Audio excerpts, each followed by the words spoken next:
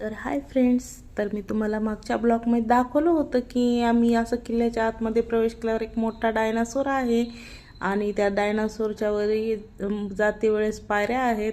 पायऱ्या चढून असं आम्ही डायनासोरच्या आतमध्ये गेलो आणि वरून तर तुम्ही पाहू शकता खूप छान असं दिसत आहे. पूर्ण गार्डन दिसत आहे आणि माझे मुलं तर असे हाय करत आहेत.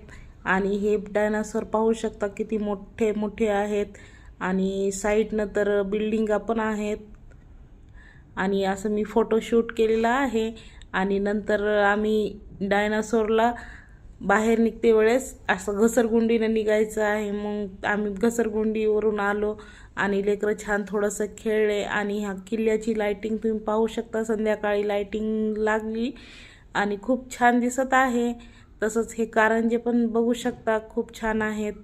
आणि प्रत्येक ठिकाणी इथं लाईटिंग लावलेली आहे, प्रत्येक जागोजागी आहे लाईटिंग.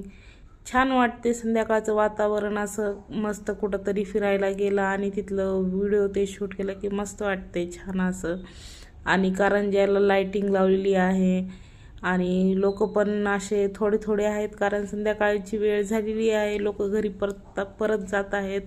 आणि असं आम्ही छान असं फोटो ते शूट केला. इकडे मुली डान्स करत आहेत गार्डनमध्ये, व्हिडिओ काढत आहेत. आम्ही असं डायनासोर बघितलं, तुम्ही खूप सारे डायनासोर आहेत, कारण मी थोडे थोडे टाकले.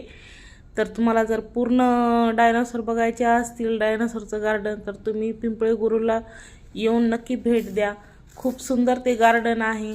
आणि हे झाड बघू शकता, शोचं झाड आहे, त्याला लाईटिंग ती लावलेली आहे. आणि असंच आम्ही घरच्या दिशेने निघालो होतो आणि निघते वेळेस म्हणलं तुम्हाला जाते वेळेस